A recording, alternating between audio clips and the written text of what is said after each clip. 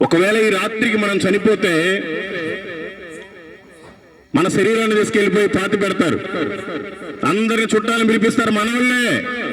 ఒకవేళ ఇంట్లో రూమ్ లో చనిపోయినా 5 నిమిషాల లోపల బయట పడుకోబెడతారు. ఎందుకంటే మన శరీరం వాసన వస్తుంది. నువ్వు చనిపోతున్నావు, ఎక్కడికి పోతున్నావు? అప్పటిదాకా ఉన్న నీ భార్య ఏమైపోయింది, నీ భర్త ఏమైపోయాడు, నీ పిల్లలు ఏమైపోయారు, నీ అన్నదమ్ములు ఏమైపోయారు, నీ ఇల్లు ఏమైపోయింది, నీ ఊరేమైపోయింది, నువ్వు ఎక్కడికి వెళ్తున్నావు? నీకు కనిపించిన వాళ్ళు ఇంకెప్పుడు కనిపించరు. నువ్వు ఒక్కసారి కన్ను మూస్తే పైన ఉండేది రెండు, ఒకటి నరకం, 2 పరలోకం. నీ ప్రయాణం ఎటు? ప్రియులారా, శాశ్వతమైన లోకం ఉంది. ఆ లోకం పరలోకం. ఆ పరలోకానికి రావాలని దేవుడు ఆశపడుతూ ఉన్నాడు.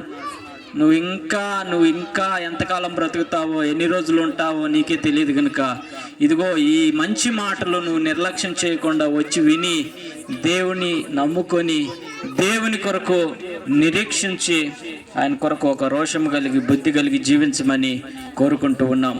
ఇక సహోదరులు పాట పాడుచుండగా మీరు దయచేసి త్వరపడి రండి. ఇక కొన్ని విషయాలు దేవుని దాసులు మంచి చక్కని వర్తమానాన్ని మనకి అందిస్తారు. క్షయమైన ఈ మట్టి దేహం మన్నులో చేరేలోపు ఒక్కరికైనా నీ వాక్యం నీ దాసునితో చేర్చనిమ్ము. Praise the Lord. అందరికీ దేవుడి పేరిట పేరున మా హృదయపూర్వకమైన వందనాలు. మేమంతా తల ఒక ఊరు నుంచి వచ్చాము. మీ అందరికీ మంచి మాటలు చెప్పాలి, ఇంకా నామకార్థపు క్రైస్తవం లేకుండా నిజమైన క్రైస్తవులుగా ఉండాలని మిమ్మల్ని ఆత్మానుసారంగా బలపరచడానికి వచ్చాం. కాబట్టి ఈ సౌండ్ ఎక్కడి దాకైతే వెళ్తుందో వాళ్ళందరూ ఇదిగో ఈ కారు దగ్గరికి రావాలని దేవుని పేరిట మనవి చేస్తున్నాం. పేరున ఒక్క అరగంట సేపు కేటాయించి మీరు దయచేసి దేవుని ప్రేమతో ఇక్కడికి రావాలని మీ అందరికీ మనవి చేస్తున్నాం. ఇక రేపు అనేది మంది కాదు. ఈ రోజు ఏం సంభవిస్తుందో మనకు తెలీదు. దీపం ఉండగానే ఇల్లు చక్కబెట్టుకోమని ప్రభు వాక్యం చెలవిస్తూ ఉంటే ఇంకా నీ దీపాన్ని ఆర్పేసుకుంటే నీ అంత నా అంత దౌర్భాగ్య స్థితిలో ఎవరు ఉండరని ఒక్కసారి గ్రహించుకోవాలి. ఇక ఎంతసేపు ఇక గంటలు ఉండము, ఇక కొన్ని నిమిషాలు మాత్రమే ఉంటాం. దయచేసి వచ్చి వినగలిగితే మంచిది. Praise the lord. వచ్చిన మీ అందరికీ దేవుని పేరిట నా హృదయపూర్వకమైన వందనాలు. ఈరోజు మీ గ్రామానికి ఎందుకు వచ్చాము అంటే మేమంతా లోకంలో ఒకప్పుడు బాగా తిరుగుబోతులుగా త్రాగుబోతులుగా ఉన్న వ్యక్తులం. యేసు ప్రభు ఎవరో తెలుసుకొని మారు మనసు పొంది బాప్తిసం తీసుకొని ఆయనకి సాక్షిగా ఉన్నాము, ఆయన పని చేస్తూ ఉన్నాం. కాబట్టి దేవుని వాక్యం మాట్లాడుకునే ముందు అసలు మేమెవరో మీకు చెప్తాం, ఆ తర్వాత దేవుడు ఏం చెప్పాడో దాని గురించి మాట్లాడుకుందాం. నా పేరు మల్లికార్జునరావు. నేను ఒక హిందువుని, నేను క్రైస్తవుని కాదు. నేను 4 సార్లు అయ్యప్ప మాల వేసుకున్నాను, 18 సార్లు తిరుపతి వెళ్ళి గుండు చేయించుకున్నాను. కాశీ నుంచి కన్యాకుమారి దాకా ఉండే ప్రతి హైందవ టెంపుల్కి వెళ్ళి నా మొక్కుబళ్ళని తీర్చుకున్నాను. కానీ నాకెప్పుడు సంతోషము సమాధానం లేదు. నేను చేసిన తప్పుల నిమిత్తం ఒకసారి చనిపోదామనుకున్నప్పుడు వేరే వాళ్ళు దేవుని గురించి చెప్తే అప్పుడు యేసు ప్రభు నిజమైన దేవుడు, యేసు ప్రభు అంటే ఒక కులానికి ఒక మతానికి కాదు అందరికీ దేవుడు నేను గ్రహించి అప్పుడు నేను దేవుణ్ణి తెలుసుకోవడం జరిగింది. అప్పటి నుంచి ప్రతి ఆదివారం చర్చికి వెళ్తూ వాక్యాన్ని వింటూ వాక్యంలోనే బలపడుతూ ఇప్పుడు ఊరూరు తిరుగుతూ అనేక గ్రామాల్లో సువార్తను ప్రకటిస్తూ ఉన్నాం. ఈ ప్రకాశం జిల్లాలో ఉండే ప్రతి గ్రామం ప్రకటించి నెల్లూరు జిల్లా కూడా అయిపోవచ్చింది. అట్లాగే దేశంలో ఉండే ప్రతి రాష్ట్రానికి వెళ్ళి ఇప్పటి వరకు 2 సార్లు తిరిగి ప్రార్థనాపూర్వకంగా సువార్తను ప్రకటించుకొని వచ్చాం. ఈ రోజున మీ గ్రామానికి ఎందుకు అంటే చాలా మంది పేరుకే క్రైస్తవులుగా ఉన్నారు, కానీ అందరూ నామకార్థంగానే ఉన్నారు. మాలాంటి మధ్యలో తెలుసుకున్న వాళ్ళేమో మంచిగానే ఉన్నారు, పుట్టుకతోటి క్రైస్తవులంతా నామకార్థంలోనే ఉన్నారు. కాబట్టి దేవుడు ఏం చెప్పాడు, మనం ఏం చేస్తున్నాం, దేవుడు ఎలా బ్రతకమన్నాడు, మనం ఎలా బ్రతుకుతున్నామో ఈరోజు తెలుసుకుందాం. యేసు ప్రభు వారు చెప్పారు, నిన్ను వలె నీ పొరుగు వారిని ప్రేమించు అని చెప్పారు. ఎందుకు చెప్పారు? ఎందుకు మనం వేరే వాళ్ళని ప్రేమించాలి? మనం మాత్రమే సత్యాన్ని తెలుసుకున్నాం, పాపపు జీవితం వదిలేసి దేవునిలోనికి వచ్చాం, మరి ఆ నరకం నుండి తప్పించబడ్డాం. మరి వేరే వాళ్ళని ప్రేమిస్తే మనం కూడా దేవుని సువార్త చెప్పడానికి మంచి అవకాశం ఉంటది. మరి మీరంతా వేరే వాళ్ళని ప్రేమిస్తున్నారా? ఎందుకు వారిని మనం ప్రేమించాలి? వాక్యం సెలవిస్తుంది, యూదా పత్రిక 1వ అధ్యాయం 23వ వచనం, ఈ లోకం అనే అగ్నిలో ఎంతో మంది కాలిపోతూ ఉన్నారు, వారందరినీ మీరు సువార్త అనే నీళ్లు చల్లి బయటికి లాగండి, కొందరైనా లాగి రక్షించండి అని వాక్యం సెలవిస్తుంది. మరి మీరంతా పేరుకే క్రైస్తవులు గాని ఈ లోకంలో ఉండే ఈ పాపులకి మీరేమైనా సువార్తను ప్రకటిస్తున్నారా? సువార్తను ప్రకటించకపోతే మీరు క్రైస్తవులు కాదు, నామకార్థం అనే ముసుగులో ఉన్నారు. మీరు క్రైస్తవమైన ముసుగులో నామకార్థపు బ్రతుకుతున్నారు. ఇలా కరెక్ట్ కాదు, అది పద్ధతి కాదు. దేవుడు చెప్పాడు, కోత విస్తారముగా ఉన్నది, పనివారు కొద్ది మందే ఉన్నారు. ఆ కొద్ది మందిలో మనం ఉన్నామా లేదా? కోత అంటే ఈ లోకంలో 850 కోట్ల మంది ఉన్నారు, వాళ్ళంతా పాపంలోనే ఉన్నారు. మరి మనం సత్యాన్ని తెలుసుకుని రక్షణలో ఉండేవాళ్ళం కొద్ది మందిమే ఉన్నాం. మరి మనమంతా ఏం చేస్తున్నాం? ఆ పాపం అనే కోతని మనం కోస్తున్నామా? దేవుని వాక్యానుసారంగా మనం బ్రతుకుతున్నామా? తెలుసుకోవాలి. యేసు ప్రభు వారు చెప్పారు, మీరు సర్వలోకానికి వెళ్ళి సర్వ సృష్టికి సువార్తను ప్రకటించుడి అని చెప్పారు. ఆ వాక్యాన్ని పట్టుకొని దేశమంతా ఇప్పటికి 2 సార్లు తిరిగి వచ్చాం. మరి మీకు ఆ వాక్యం వర్తించదా? మరి మీరెందుకు ఇంకా సువార్తను ప్రకటించలేకపోతున్నారు? ఈ లోకం శాశ్వతం అనుకుంటున్నారా? ఇక్కడే మీరు ఉండిపోదాం అనుకుంటున్నారా? యేసు ప్రభు వారి భూమి మీదకి ఎందుకు వచ్చారు? ఆయన దేవాది దేవుడు, రాజులకు రాజు, ప్రభువులకు ప్రభు. ఈ భూమి ఆయన పాదపీఠము, ఆకాశ మహాకాశమును పట్టజాలని దేవుడు. ఆయన నీ కోసం నా కోసం ఈ భూమి మీదకి ఎందుకు వచ్చాడు? మానవుడు పూర్తిగా చెడిపోయి ఉన్నాడు, మానవుడిని బయటికి తీసుకొని రావాలి, పరలోకానికి చేర్చాలి అనే దేవుడు ఈ భూమి మీదకి వచ్చాడు. దేవుడు సమస్తాన్ని నోటి మాటతోటి కలుగు చేశాడు, కానీ మనిషిని మాత్రం ఆయన చేత్తో నిర్మించుకున్నాడు. ఆయన జీవాత్మను ఊదాడు. అప్పటి నుంచి మనం బ్రతుకుతూ ఉన్నాం. కానీ మనం ఏం చేస్తున్నాం? నిజమైన సృష్టికర్తని మర్చిపోయి నిర్లక్ష్యం చేసి ఈ లోకంలో ఉండే సృష్టినే పూజ చేస్తున్నాం. దేవుడికి దూరం అయిపోయాడు మానవుడు. ఎంతో మంది మూఢనమ్మకాలలో బతుకుతా ఉన్నాడు. వాడికి ఇష్టం వచ్చిన రంగుదారాలు కట్టుకుంటారు, వాళ్ళకి ఇష్టం వచ్చినట్టు దిష్టి తీసుకుంటారు, వాళ్ళకి ఇష్టం వచ్చిన బొమ్మలకు మొక్కుంటా ఉన్నారు. అన్ని ఆచారాలన్నీ చేస్తూ ఉంటే దేవుని కోపం వస్తూ ఉంది. ఏదో పండుగ వచ్చిందంటే ఒక కోరనో మేకనో పొట్టేళ్ళనో ఒక జంతువును బలిచ్చి మన పాపాలన్నీ పోయాయి, ఇంకా సంవత్సరం దాకా మనకి ఎటువంటి బాధ లేదనుకునే భ్రమలో బ్రతుకుతున్నాడు మనిషి. మానవుడు చేసిన పాపం పోవాలి అంటే రక్తం చిందింపబడాలి. కానీ ఎలాంటి రక్తం చిందింపబడాలి? కోడి రక్తమా, మేక రక్తమా? వాటిల్లో పరిశుద్ధత లేదు. అందుకే దేవాది దేవుడు ఈ భూమి మీద నర రూపంలో పుట్టాడు. పుట్టి 33.5 సంవత్సరాలు బ్రతికాడు. మన కోసమే దెబ్బలు తిన్నాడు, మన కోసమే రోడ్ల మీద ఈడ్చబడ్డాడు, మన కోసమే ఆయన ముళ్ళ కిరీటం పెట్టించుకున్నాడు, మన కోసమే సిలువ వేయించుకున్నాడు. చివరి రక్తపు బొట్టు వరకు కార్చి నిన్ను నన్ను వెలపెట్టి కొని ఆయన కన్ను మూశాడు.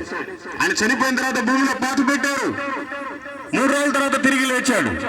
ఈ ప్రపంచంలో చాలా మంది దేవీ దేవతలమని చెప్పబడే వాళ్ళు చాలా మంది ఉన్నారు, చెప్పుకునే వాళ్ళు చాలా మంది ఉన్నారు. కానీ ఏ ఒక్కరూ కూడా మానవుడు చేసిన పాపాల నిమిత్తం ప్రాణం పెట్టి చనిపోయి తిరిగి లేచిన దేవుడు ఎవరూ లేరు.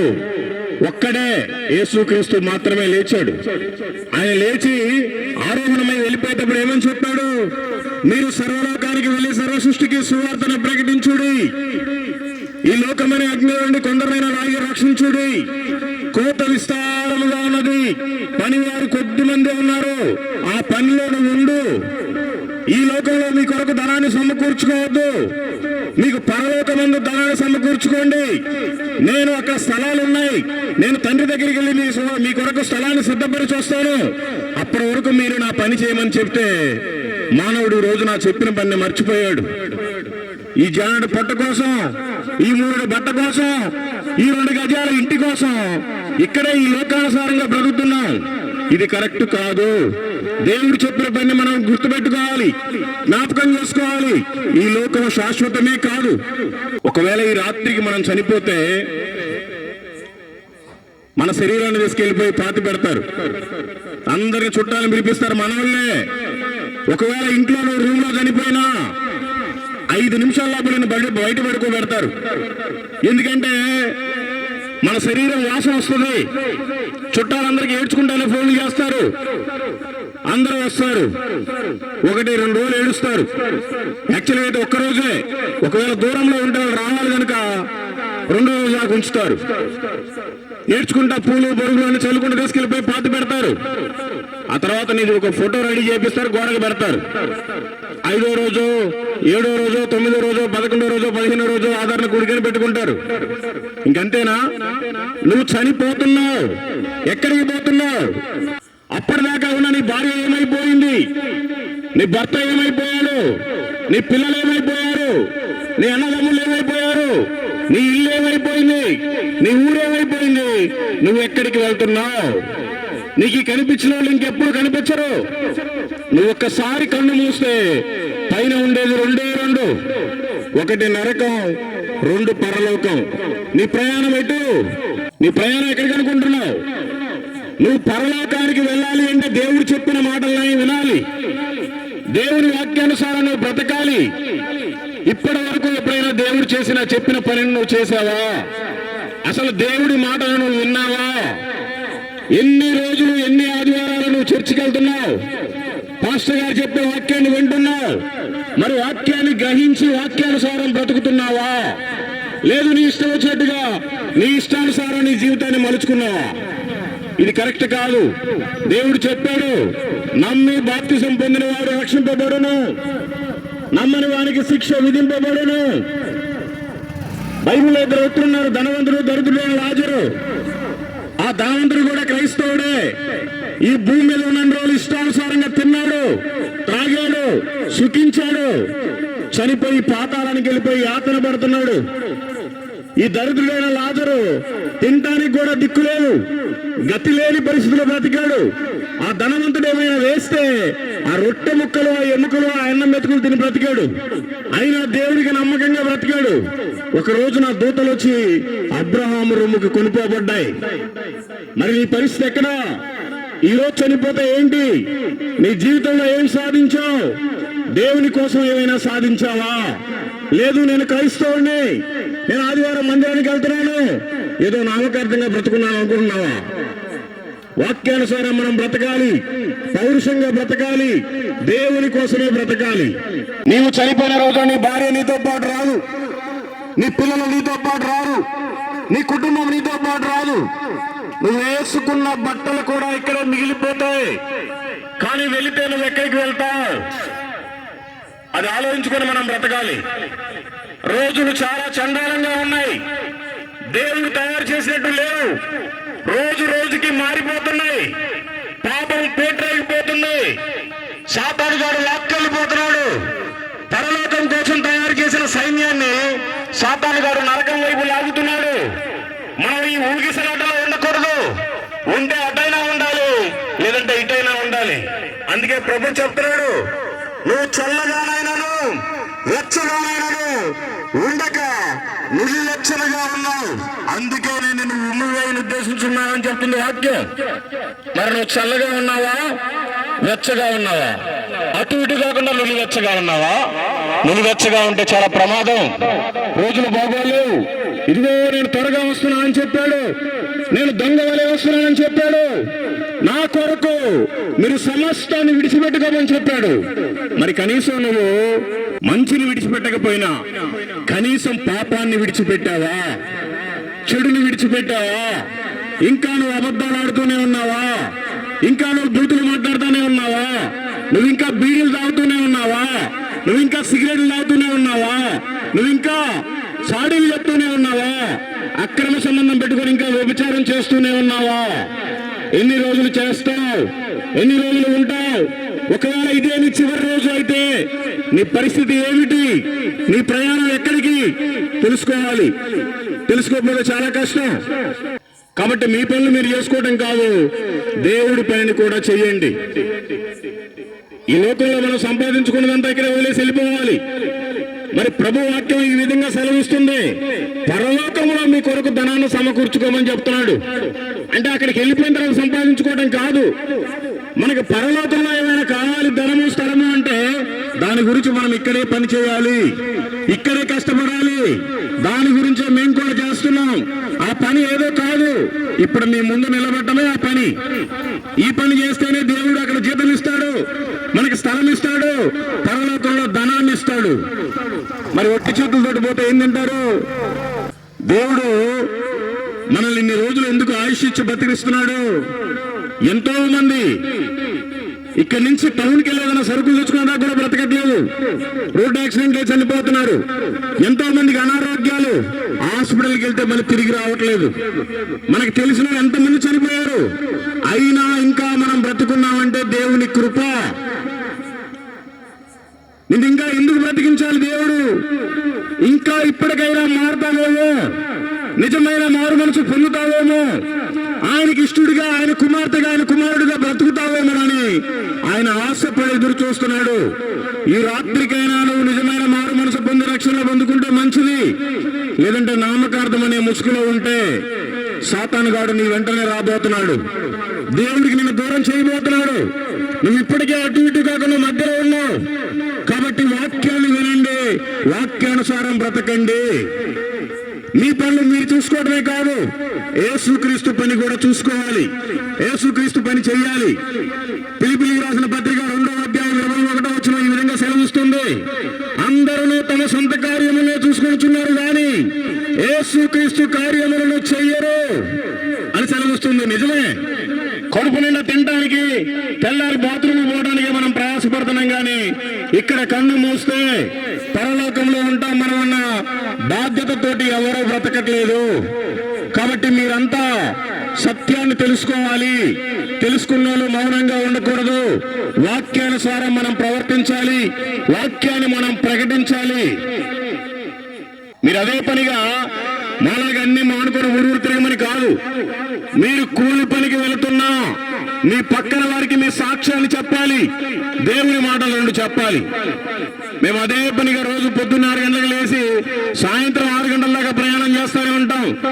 ఎవరు కనబడ్డా, ఏం పెద్దయినా, ఏం పెద్దమ్మా బాగున్నారా, ఏ ఊరు మీది, ఏం చేస్తుంటారు, ఎంతమంది పిల్లలు, ఏదో ఒకటి కదిలిచ్చి మరి ఒక పత్రిక ఇస్తాం.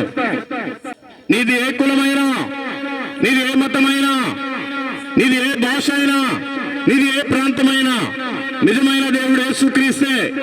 నమ్మితే నీ ఇష్టం, పరలోకం ఉంది నీకు. నమ్మకపోతే చాలా కష్టం, భయంకరమైన నరకం ఉంది, అగ్ని ఆరదు, పురుగు చావదు. ఇక్కడ ఎండాకాలం వస్తే ఫ్యాన్ లేకపోతే పడుకోలేం, చెప్పులు లేకుండా రోడ్డు మీద నడవలేం. ఏది కొద్దిపాటి ఎండకే. మరి ఇక్కడ ఉన్నంత లక్షల రెట్ల కంటే ఇంకా ఎక్కువ ఉంటుంది అక్కడ ఎండ.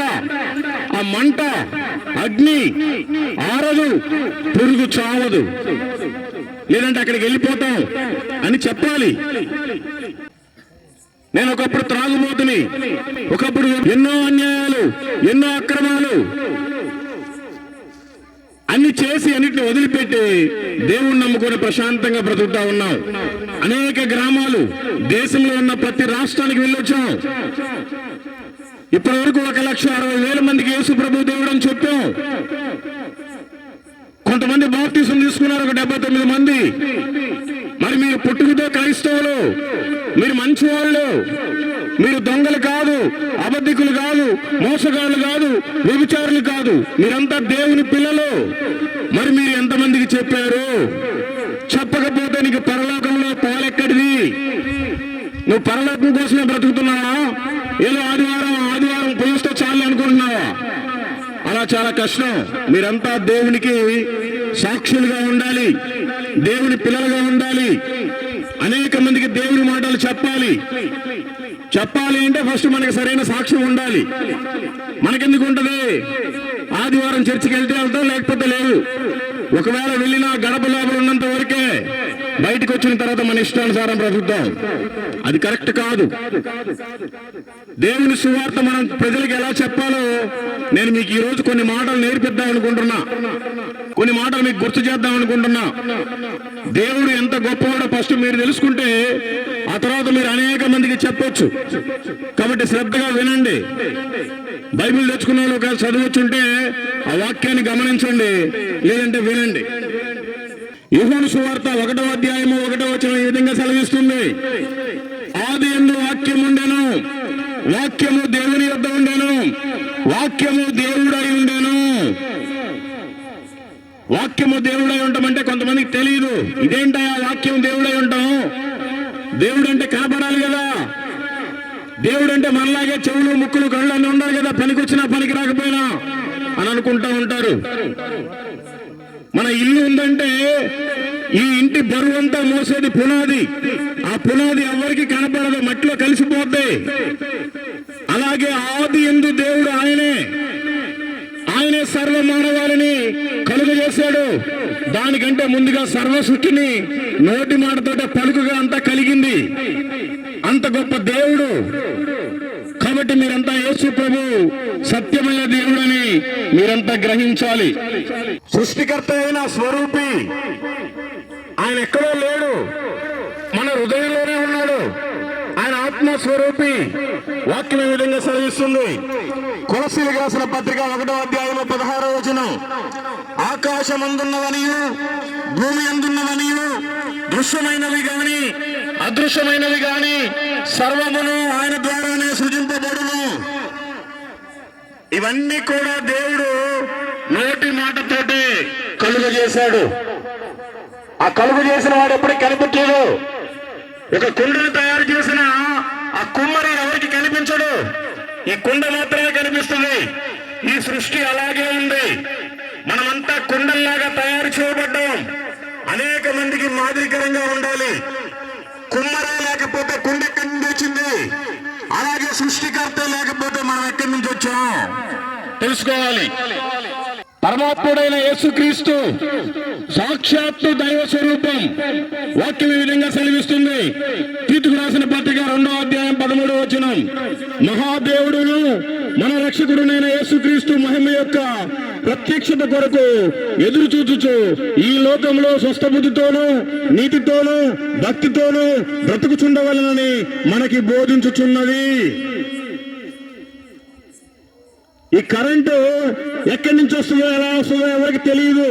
ఆ బల్బు వెలుగుతుంది కాబట్టి కరెంటు ఉంది అని మనకు అర్థమవుతుంది. ఈ చీకటిలో లైటే లేకపోతే అంతా శూన్యం.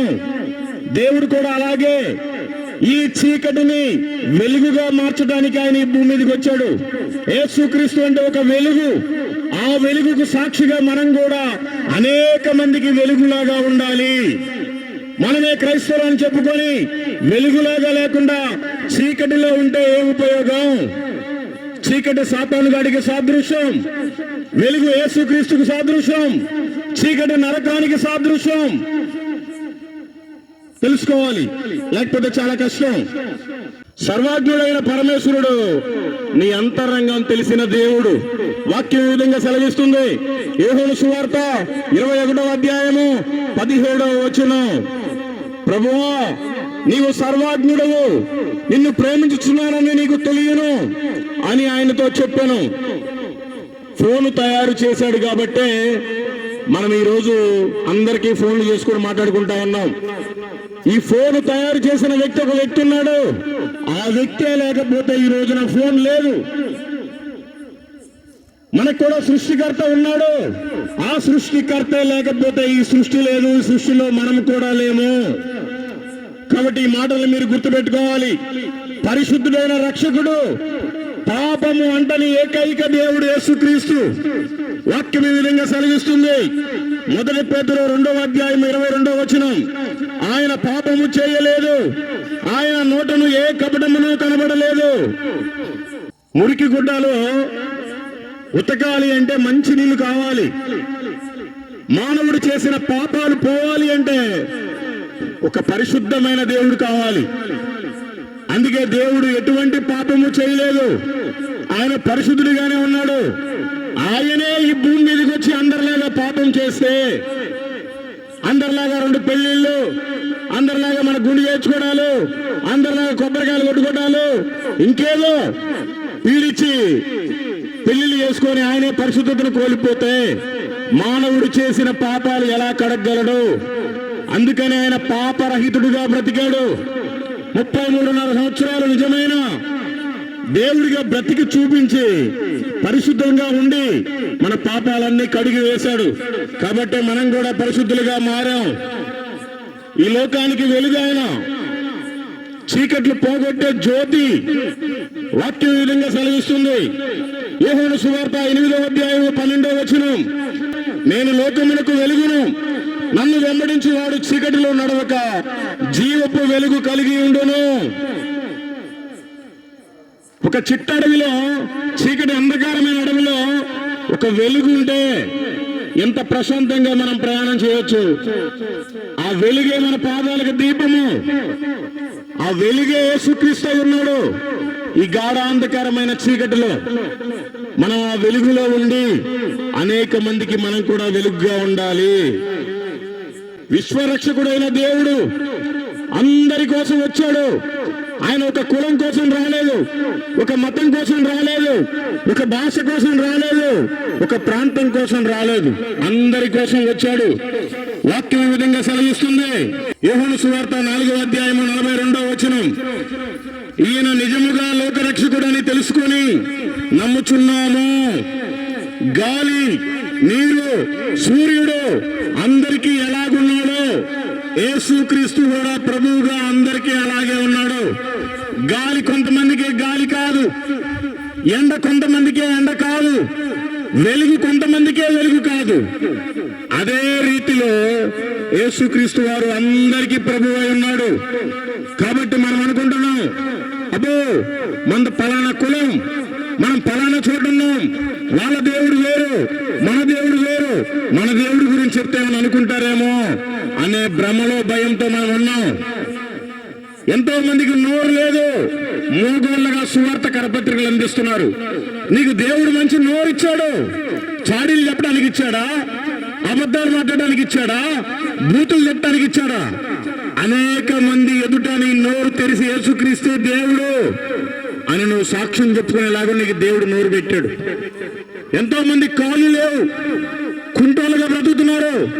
నీకు దేవుడు 2 కాళ్ళు ఇచ్చాడు. ఆ కాళ్ళతో నువ్వు ఏ పాపం చేయడానికి పరిగెడుతున్నావు? దేవుని కార్యం చేయడానికి కనీసం నడుస్తున్నావా? పాపం చేయడానికి అయితే పరిగెడుతున్నావు. అలా ఉండకూడదు. మనమంతా భక్తులుగా ఉండాలి, లేకపోతే చాలా కష్టం. ప్రేమ స్వరూపైన యేసుక్రీస్తు ప్రాణమిచ్చి ఆ గొప్ప త్యాగమూర్తి.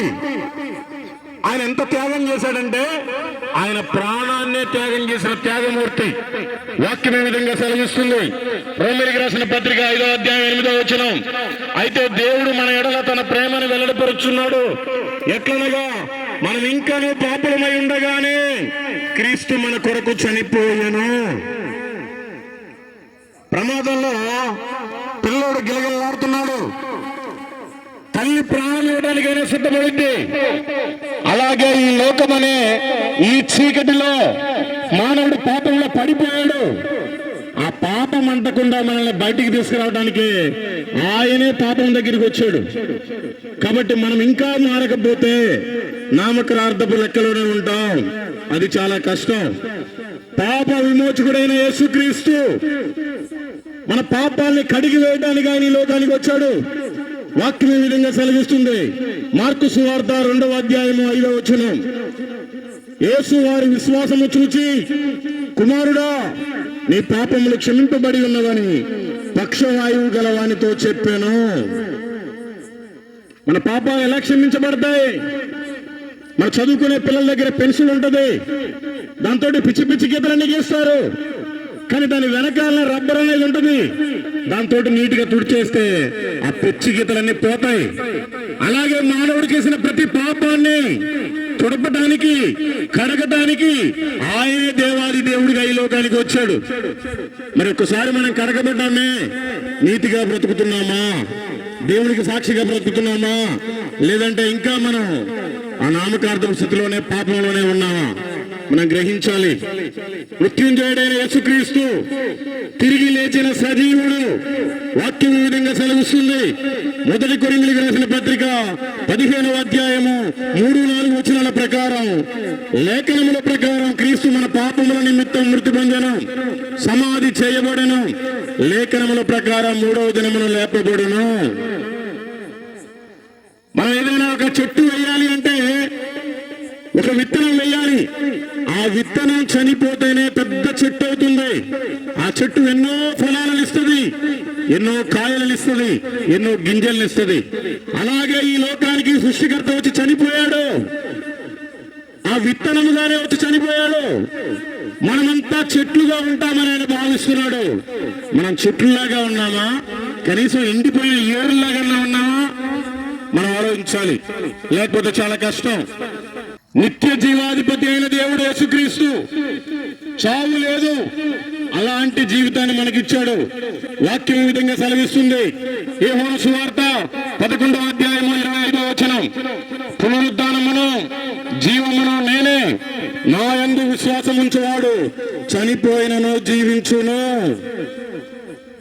ఆయన యందు మనం విశ్వాసం ఉంచితే, మనం ఒకవేళ పాడుపడిపోయిన బిల్డింగ్ లో ఉన్నామేమో, గుడిసెలో ఉన్నామేమో, రేకులింట్లో ఉన్నామేమో, ఒక పాత మిద్దెలో ఉన్నామేమో, ఆయన యందు విశ్వాసం ఉంచితే మనం దీన్ని ఖాళీ చేసి ఒక కొత్త బిల్డింగ్ లోకి పోయినట్టుగా దేవుని వాక్యం సెలవిస్తుంది.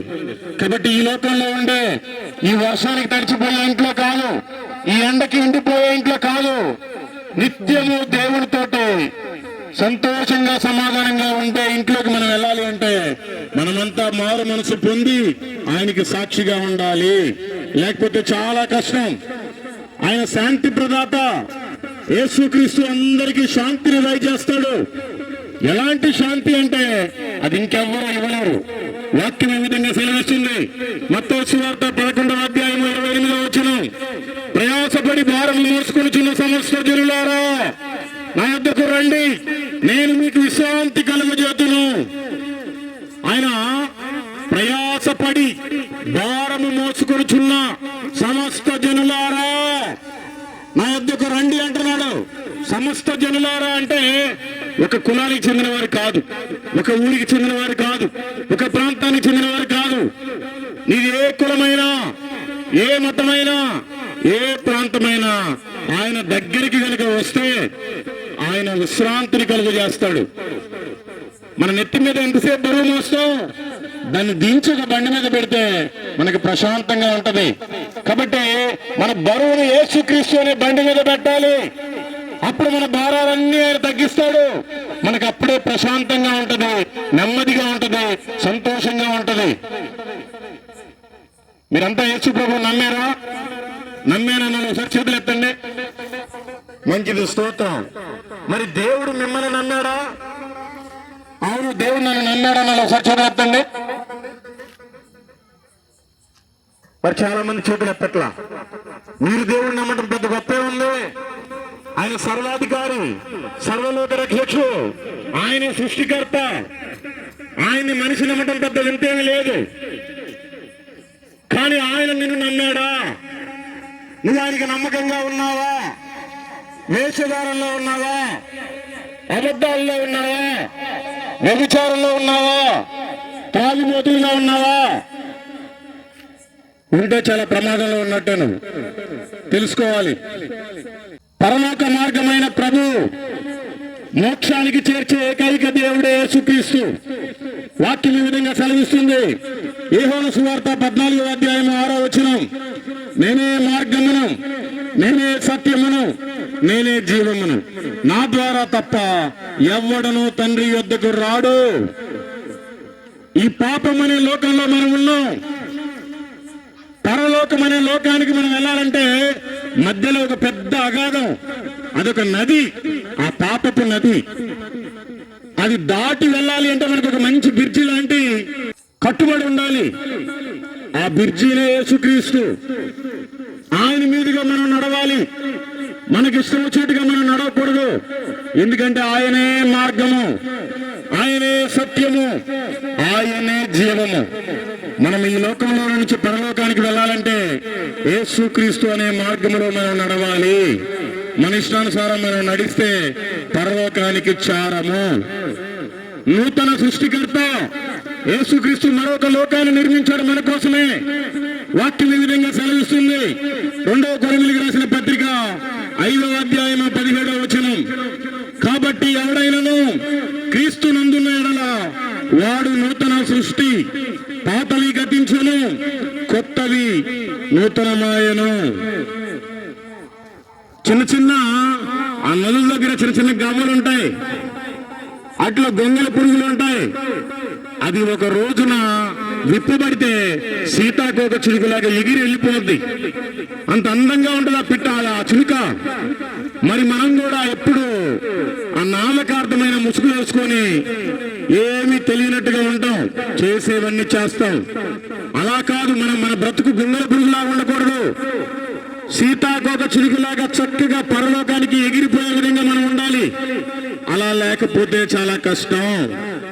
ఆయన నమ్మదగిన వాడు, ఎవరిని నమ్మటానికి లేదు, ఆయన్ని మాత్రమే నమ్మటానికి ఆయన అర్హుడు. మార్పు లేని దేవుడు. వాక్యం ఈ విధంగా సెలవిస్తుంది. హెబ్రీయులకు రాసిన పత్రిక 13వ అధ్యాయము 8వ వచనం. యేసుక్రీస్తు నిన్న నేడు ఏకరీతిగా ఉన్నాడు, నిరంతరము ఏకరీతిగానే ఉండును. బంగారము ఎప్పటికీ బంగారమే. నువ్వు నీళ్ళల్లో వేసినా బంగారమే, మట్టిలో దాచిపెట్టినా బంగారమే, బీరువాలో దాచిపెట్టినా బంగారమే. ఆయన నిన్న కూడా అదే దేవుడు, ఇవాళ కూడా అదే దేవుడు, రేపు కూడా అదే దేవుడు. ఆయన వాక్యము ఎప్పుడు పొల్లుపోదు. ఆయన వాక్యానుసారం నువ్వు బ్రతికితే నీ జీవితం కూడా బంగారం లాగా ఉంటుంది. ఆయన మాటలు కనుక నువ్వు త్రోసివేసిన ఇష్టానుసారం బ్రతికితే బొగ్గులాగా తయారైపోతావు. అది కాలితే బూడిదైపోద్ది. కాబట్టి మనల్ని దేవుడు బంగారంలాగా ఉండమంటున్నాడు, బూడిదలాగా ఉండమని చెప్పట్లేదు. యేసు ప్రభు అంటే ప్రభువులకు ప్రభు, రాజులకు రాజు. ప్రతి మోకాలు ఆయన ఎదుట వంగాలి. ప్రతి మోకాలు ఆయన ఎదుట వంగాలి అంటే ఆయన గూర్చిన వార్త మనం నోరు తెరిచి చెప్పాలి. వాక్యం ఈ విధంగా సెలవిస్తుంది. రోమాపత్రిక 14వ అధ్యాయం 11వ వచనం. ప్రతి మోకాలును నా ఎదుట వంగును, ప్రతి నాలుకయు దేవుని స్తుతించును అని ప్రభువు చెప్పుచున్నాడు. పొద్దున్నే సూర్యుడు ఉదయించగానే రాత్రంతా ఏలిన నక్షత్రాలు ఎలా మాయమైపోతాయో ఒక రోజు ఆయన రాబోతున్నాడు. ఇప్పుడు విర్రవీగిన వాళ్ళందరూ, ఇప్పుడు నామకార్థంలో ఉన్న వాళ్ళందరూ ఆయన ముందు మోకాళ్ళు ఊని ఆడవలసిందే, రొమ్ములు బాదుకొని చావాల్సిందే.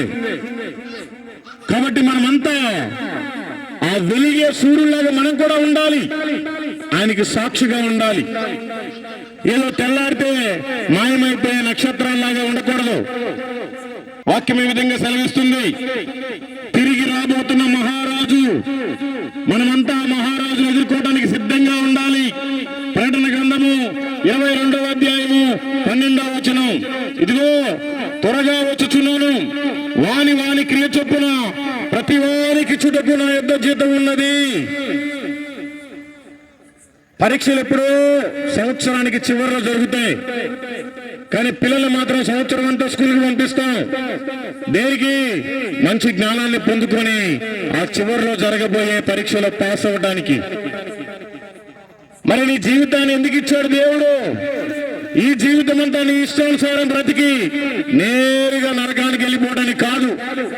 ఈ జీవితం అంతా దేవుని వాక్యానుసారంలో బ్రతకాలి, దేవుని బిడ్డగాను బ్రతకాలి, దేవుని కుమారుడిగాను బ్రతకాలి, దేవుని కుమార్తెగాను బ్రతకాలి, దేవుని సేవకుడిగాను బ్రతకాలి. నీ ఇష్టానుసారంగా బ్రతికినవానికి జీతం లేదు. దేవునికి ఇష్టమైనట్టుగాను ఉండాలి. ఎంత సంపాదించినా ఈ లోకంలో మొత్తం వదిలేసి వెళ్ళిపోవటమే. మన ఇంట్లో వాళ్ళు కూడా కొన్ని రోజులు గుర్తుపెట్టుకుంటారు, ఆ తర్వాత మర్చిపోతారు. ఆయన మరువని దేవుడు. ఆయన నిన్ను ఎత్తుకొని ముద్దు పెట్టడానికి రెడీగా ఉన్నాడు. మరి నువ్వు మారు మనసు పొంది ఆయనకి సాక్షిగా బ్రతుకుతూ అనేక నశించిపోయే ఆత్మలకు నువ్వు ఒక వెలుగుగా ఉండాలని కోరుకుంటున్నాడు. నశించిపోవటం ఆయనకి ఇష్టం లేదు. ఆయన అందుకే వెతుక్కుంటా వచ్చాడు. గొర్రెల కాపరి 100 గొర్రెలుంటే ఒక్క గొర్రె తప్పిపోతే ఆ ఒక్క గొర్రె కోసమే ఈ 99ని వదిలేసి ఆయన వెతుకుతా ఉంటాడంట, అది దొరికేదాకా. మరి నువ్వు ఇంకా తప్పిపోయిన గొర్రెలాగా ఉన్నావేమో, అయినా ఆయన నిన్ను వెతుక్కుంటున్నాడు. దయచేసి ఆయన దృష్టిలో పడు. ఆయన దృష్టిలో నువ్వు పడకుండా దాక్కుని తిరిగితే ఎప్పుడు మృంగుదామా అని చూస్తున్నాడు సాతాను గాడు. వాడి నోట్లో పడ్డావంటే నీ ఎముకలు కూడా మిగలవు. వాడు ఆ తాగు సిగరెట్ తాగు ఏం కాదని ప్రోత్సహిస్తాడు, అబద్ధాలు మాట్లాడాలని ప్రోత్సహిస్తాడు, చెప్పు సాడీలు చెప్పు ఏం కాదని ప్రోత్సహిస్తాడు. పాపము చెయ్యి లాగుతా ఉంటాడు వాడు. ఎందుకు లాగుతూ ఉంటాడంటే దేవుడి దగ్గర నుంచి నిన్ను విడదీయటానికి లాగుతూ ఉంటాడు. కాబట్టి దయచేసి మీరంతా ప్రతి ఆదివారం మీ మందిరానికి మీరు వెళ్ళండి. మీ దైవజనుడు చెప్పే వాక్యాన్ని మీరు వినండి. వాక్యానుసారం మీరు బ్రతకండి. అనేక మందికి మాదిరికరంగా ఉండండి. నీ సాక్ష్యాన్ని పాడు చేసుకోవద్దు. నీ ఇంట్లో వారితోటి సమాధానంగా ఉండు. నీ ఇంట్లో వాళ్ళందరూ మారు మనసు పొంది బాప్తిసం తీసుకున్నారా లేదా నువ్వే చూసుకో. నువ్వు చనిపోయిన రోజున నీ ఇంటికి ఎవరు సువార్త చెప్పడానికి రాడు. నువ్వు ఉన్నప్పుడే నీ ఇంట్లో వాళ్ళని మార్చుకోవాలి. ధనవంతుడికి కూడా 5 సహోదరులు ఉన్నారు. చచ్చిపోయి ఆ పాతాళంలో యాత్ర పడేటప్పుడు, అయ్యా నేనంటే అలాగ పాతాళానికి వచ్చాను, నాకు 5 సహోదరులు ఉన్నారు, ఆ దరిద్రుడైన లాజరును ఒకసారి భూమి మీదకి పంపించు, వాళ్ళకైనా సువార్త చెప్తాడయ్యా అని వేడుకుంటున్నాడు. కుదరదు. మనం బ్రతికినప్పుడే మనం సరిగ్గా ఉన్నామా లేదా చూసుకోవాలి. మన ఇంట్లో వాళ్ళు సరిగ్గా ఉన్నారా లేదా చూసుకోవాలి. మన బంధువులంతా సరిగ్గా ఉన్నారా లేదా చూసుకోవాలి. మనకు తెలిసిన స్నేహితులు ఇరుగు పొరుగు వాళ్ళు కూడా రక్షణలో ఉన్నారా లేదా చూసుకోవాలి. రక్షణ లేకుండా మనకి తెలిసిన ఏ వ్యక్తి చనిపోయినా దేవుడు మనల్ని లెక్కడుగుతాడు. వాళ్ళ మధ్యలో నిన్ను పెట్టాను, వాళ్ళతో నీకు పరిచయం కలిగజేశాను, నువ్వు నా గురించి చెప్పావా? చెప్పలేదు అంటే మన ప్రయాణం నరకమే. ప్రతిదానికి దేవుడికి లెక్క చెప్పాలి. నీకు దేవుడు మంచి కుటుంబాన్ని ఎందుకు చూడ లెక్క చెప్పాలి. నీకు దేవుడు ఏ పని ఇచ్చినా దానికి లెక్క చెప్పాలి. నువ్వు ఏ వ్యాపారం చేస్తున్నా దానికి లెక్క చెప్పాలి. నువ్వు ఏ కూలి పని చేసినా దానికి కూడా దేవుడికి నువ్వు లెక్క చెప్పాలి. ఒకరోజు రాబోతుంది, అదే తీర్పు దినం. నేను నీ కోసం వచ్చి ఈ భూమి మీదకి ప్రాణమే పెట్టాను, నువ్వు నా కోసం ఏం చేశావని అడుగుతున్నాడు తండ్రి. అప్పుడు ఏం చెప్తారు మీరు? మేమంతా ఎందుకు పనికిరాని వాళ్ళం, ఒకప్పుడు త్రాగుబోతున్నాం, తిరుగుబోతున్నాం, అందరూ తీసివేసిన వ్యక్తులం. మరి మేమే నిజాన్ని తెలుసుకొని ఈ మాటలైనా చెప్పి మిమ్మల్ని బలపరచడానికి ఇక్కడికి వచ్చాం. మీరు కూడా దయచేసి మీ పనులు చూసుకోవడమే కాదు, అనేక మందికి దేవుని మాటలు చెప్పండి. ఎంతో మందికి తినడానికి తిండి కూడా లేదు, కొంతమందికి తిన్నదే అరగదు, ఆరోగ్యం సరిగ్గా లేదు. కాబట్టి దేవుడు మనకి ఉన్న కాడికి ఉన్న మంచి ఆరోగ్యాన్ని ఇచ్చాడు. దాన్ని కాపాడుకొని 3 పూటలు తింటున్నాం. కనీసం రోజుకొక 3 సువార్తను చెప్పకపోతే దేవుడు మనల్ని హెచ్చరిస్తున్నాడు. దేవుడు మనల్ని ఎక్కడుగుతాడు. పరలోకంలో ధనం ఉంది, కానీ మనం సంపాదించుకోవాలంటే ఇక్కడే అవకాశం ఉంది, అక్కడ లేదు. కాబట్టి మీరంతా పరలోక పనిలో కూడా ఉండాలని దేవుని ప్రేమతో మీకు తెలియజేస్తున్నాను. నీతిగా నిజాయితీగా దేవుని బిడ్డగా రోషము కలిగి పౌరుషం కలిగి నేను క్రైస్తవుని అన్నట్టుగా మీరు బ్రతకాలి. నామకార్థంగా నేను కూడా యేసుని నమ్ముకోవాలి, బాప్తిజం తీసుకుంటాలే, ఈ టైప్లో ఉండకూడదు. యేసు ప్రభు దేవుడని నమ్మి బాప్తిసం పొందిన వాడు మాత్రమే రక్షింపబడును. వాక్యం అదే సెలవిస్తుంది. నమ్మితే రక్షింపబడునని లేదు, నమ్మి బాప్తిసం పొందిన వాడు రక్షింపబడునన్నది వాక్యం. కాబట్టి ఇంకా ఎవరైనా బాప్తిసం తీసుకోకపోతే బాప్తిసం తీసుకోండి. బాప్తిసం తీసుకొని నువ్వు పాపం చేసినా అదే, బాప్తిసం తీసుకోకుండా నువ్వు పాపం చేసినా అదే. కాబట్టి పాపాన్ని విడిచిపెట్టు, బాప్తిసం పొందు, ఆయనకి సాక్షిగా ఉండు. ఎందరికీ లేని ధనితనికి ఇస్తున్నాడు. ఒక ఎమ్మెల్యే దగ్గరికి వెళ్తే నీ పేరు కూడా తెలియదు ఆయనకి. నిన్న చూడని కూడా చూడ్డు, నిన్ను పట్టించుకోడు. కానీ దేవాది దేవుడు ఈ లోకంలో సమస్తాన్ని కలుగు చేసిన దేవుడు. నిన్ను నన్ను ఆయన ఆయన చేత్తో తయారు చేసుకున్న దేవుడు ఆయన కుమారుడిగా, ఆయన కుమార్తెగా నిన్ను అంగీకరిస్తున్నాడు. నా కుమారుడా, నా కుమార్తె అని పిలుస్తున్నాడు ఆయన. కాబట్టి నువ్వు సజీవుడైన దేవుడిని నమ్ముకుని ఉన్నావు కనుక నువ్వు కూడా సజీవంగానే ఉండాలి. ఈ చచ్చిపోయిన మా పనులని మానేయాలి, పౌరుషం కలిగి బ్రతకాలి. మీ అందరి కోసం బ్రదర్ ప్రార్థన చేస్తాడు. దేవుడు మిమ్మల్ని, మీ కుటుంబాలని, మీ సంఘాన్ని, మీ ఊరిని దీవించి ఆశీర్వదించును గాక. ఆమేన్. ఆమేన్. ఇంతవరకు చక్కని మాటలు దైవజనుల ద్వారా మనం విన్నాం. ఇంకా మనము నిర్లక్ష్యం చేసి ఆలస్యం చేసిన ఎడల నరకం అనేది భయంకరంగా ఉంది ప్రియులరా. దాని నుంచి మనము తప్పించుకోలేము. మన ఇంట్లో ఒకవేళ ఎవరైనా మారకపోతే చర్చికి నడిపించండి. వినుట వలన విశ్వాసం కలుగుద్దని వాక్యం తెలియజేస్తుంది. దైవజనుల మందిరాలలో చెప్తుంటారు, దేవుని మాటలు చెప్తుంటారు. ఆ మాటలను బట్టి వాళ్ళు విని మారడానికి అవకాశం ఉంటుంది. ఏ ఒక్కళ్ళు ఇంటి దగ్గర ఉండడానికి వీల్లేదు. రేపు ఆదివారం కనుక మందిరంలోనికి అందరు వెళ్ళి మందిరానికి తీసుకుపోండి. అప్పుడు వాళ్ళు కూడా మారడానికి అవకాశం ఉంటుంది. ఎందుకంటే రేపు అనేది మంది కాదు, ఆయన వెలుగుగా ఈ లోకానికి వచ్చిండు కాబట్టి అనేకులు వెలగాలి. అనేకులు వెలిగితేనే ఈ భూమి ఆ పరలోకానికి మనం అందరం సిద్ధపాటు కలిగిన వారం అవుతాము. అందుకని ఈ గ్రామం కూడా మీరు వెలిగించబడాలని దైవజనులు ఎంతవరకు చక్కని మాటలు అందించారు. మీరు ఒకవేళ పెడచెవును పెట్టి వాటిని పక్కన పడేసినట్లయితే మీరు ఇక ఇలాంటి మాటలు దొరకవు కనుక మీరు ఖచ్చితంగా ఈ మాటలను తీసుకోండి. ప్రార్థన చేసుకుందాము. అందరు ప్రార్థనలో ఏకీభవించండి. ప్రేమ కలిగిన తండ్రి, పరిశుద్ధుడా, నీ ఘనమైన నామానికి వందనాలు, స్తోత్రాలు చెల్లిస్తూ ఉన్నాం తండ్రి. ఈ రాత్రికాల సమయం అందు నాయన నీ దాసుని నిలబెట్టుకొని అయ్యా ఈ గ్రామానికి కావాల్సిన వర్తమానాన్ని మీరు అందించినందుకు స్తోత్రాలు. ఈ కడవరి దినాల్లో బ్రతుకుతున్న మా అందరికి ఏ మాటలు సరిపడతాయో ప్రభువా, ఆ మాటలు ప్రభువా మీ దాసుని నోట పలికించినందుకు స్తోత్రాలు. విన్న ప్రతి బిడ్డ నాయన వారి యొక్క హృదయములో నీరు కట్టిన తోట వల్లే ఒక ఫలభరితమైన జీవితముగా ఉండేటట్లుగా కార్యం చేయండి. ఒకవేళ రక్షించబడిన వారిని బలపరచండి. రక్షణ లేని వారికి ప్రభువా ఈ రాత్రి రక్షణ కలుగును గాక. ఇదిగో నమ్మి బాప్తిసం తీసుకున్నవాడు రక్షించబడును, నమ్మని వాడికి శిక్ష విధించబడునని నీ లేఖనం సెలవిస్తుంది ప్రభువా. ఆ శిక్షకి ఏ ఒక్కరు గురి కావద్దు ప్రభువా. ఇదిగో చిన్నలు, పెద్దలు, వృద్ధులు, నడి ప్రాయము కలిగిన వారు ఇక్కడ ఉన్నారు. చాలా మంది విన్నారు కానీ ప్రభువా వారి జీవితాలు ఈ రాత్రి నీకు అంకితం చేయాలి ప్రభువా.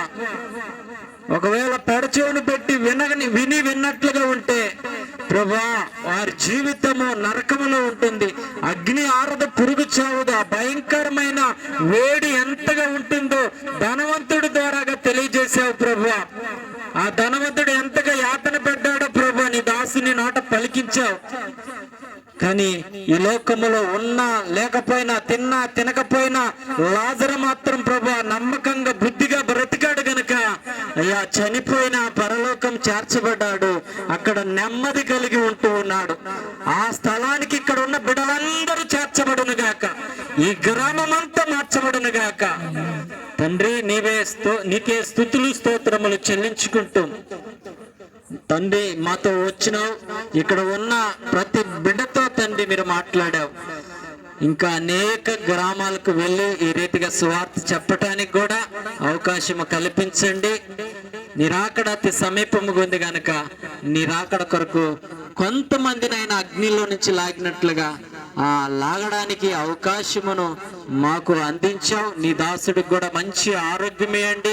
ఇంకా అనేక గ్రామాలకు వెళ్ళి కొంతమందిని మార్చడానికి కృప చూపించమని అయ్యా విన్న వాక్యాన్ని పెడచెవును పెట్టకుండా అందరూ సద్వినియోగం చేసుకొని తండ్రి మారు మనసు పొందడానికి కృప చూపించమని తండ్రి వెళ్తున్న మాతో ఉంటున్న ఈ బిడ్డలందరితో నీవే సదాకాలము తోడయ్యండి నడిపించమని యేసు నామములో అడుగుతున్నాము తండ్రి.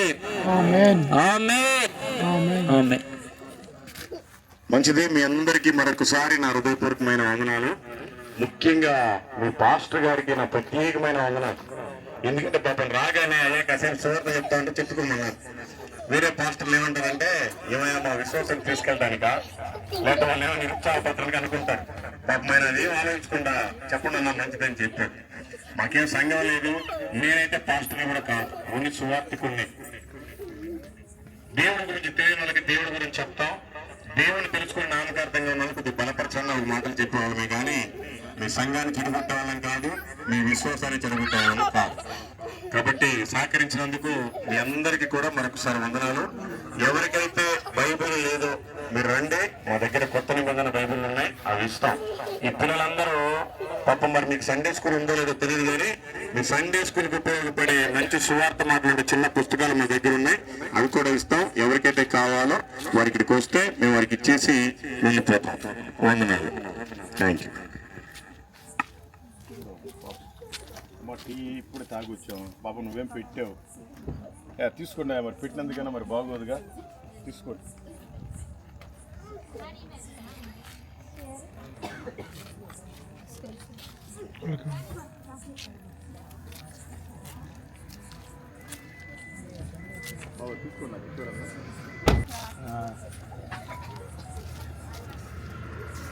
అదిగోండి పిల్లలందరికీ మంచి చిన్న పుస్తకాలు. అది మీరు మీ పుస్తకాలతో పాటు అది కూడా చదివితే మీకు అసలు దేవుడు ఎవరో పూర్తిగా అర్థమవుతుంది. ఆ పుస్తకాల పేరే దేవుడిని తెలుసుకొనుట ఎట్లు అని దాని పేరు. ఎవరికైతే బైబిల్ లేదో ఆ కొత్త నిబంధన బైబిల్ తీసుకోండి. బైబిల్ ఎంతమందికి ఉన్నా అది వరకు తీసుకుపోయి ఆ ఇంట్లో పెట్టుకొని వారమాపుతో దుమ్మంతా తుడిచి చర్చి తీసుకపోతే ఉపయోగం ఏమీ లేదు. దాంట్లో ఉండేదంతా చదివితే దేవుడు అసలు మనం ఎట్లా బ్రతకమన్నాడు, మనం ఎలా బ్రతుకుతున్నాం అన్నీ అర్థమవుతాయి.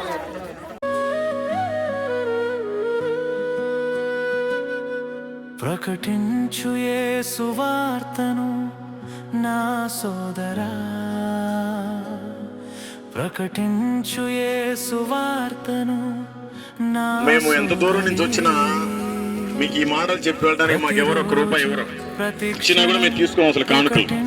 అయినా కూడా మా సొంత డబ్బులు పెట్టుకొని కార్లు వేసుకొని పెట్రోల్ పంపించుకొని వచ్చి ఈ పుస్తకాలు బైబిల్ అన్ని ఎక్కడెక్కడి నుంచి తీసుకొచ్చి అందరికి పంచి మంచి మాటలు చెప్పేసి వెళ్ళిపోతా ఉంటాం. మరి కనీసం మీరు మీ ఊర్లో వాళ్ళకైనా సువార్తను చెప్పకపోతే చాలా కష్టం. మీరు పనిచేసే దగ్గర పక్కన మాకు చెప్పండి, దేవుడు మంచి దేవుడు, వాళ్ళు తిరిగి తిట్టించుకోండి, నష్టమే ఉంది. వాళ్ళు కొట్టినా పర్వాలేదు, కొట్టించుకోండి.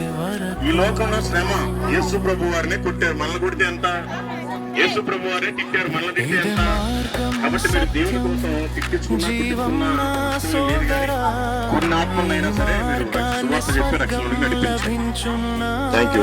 సోదరా, ఇదే మార్గం సత్యం జీవం నా సోదరి, ఈ మార్గాన్ని స్వర్గం లభించును నా సోదరి. ప్రకటించు యేసు వార్తను నా సోదరా, ప్రకటించు యేసు వార్తను నా సోదరి. ప్రతిరోజు ప్రతి క్షణం ప్రకటించుము, లోకం తెలుసుకునే వరకు, లోకం నమ్మే వరకు, లోకమంతా వినే వరకు.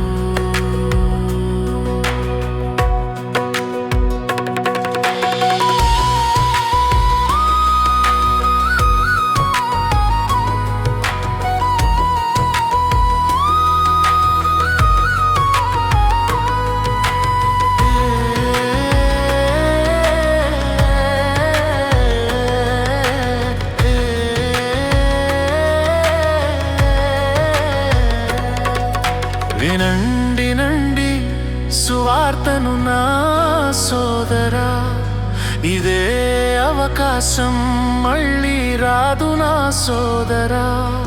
వినండి నండి సువార్తను నా సోదరి, ఇదే అవకాశం మళ్ళీ రాదు నా సోదరి. ప్రకటించు యేసు వార్తను నా సోదరా, ప్రకటించు యేసు వార్తను నా సోదరి. ప్రతిరోజు ప్రతి క్షణం ప్రకటించుము. లోకం తెలుసుకునే వరకు, లోకం నమ్మే వరకు, లోకమంతా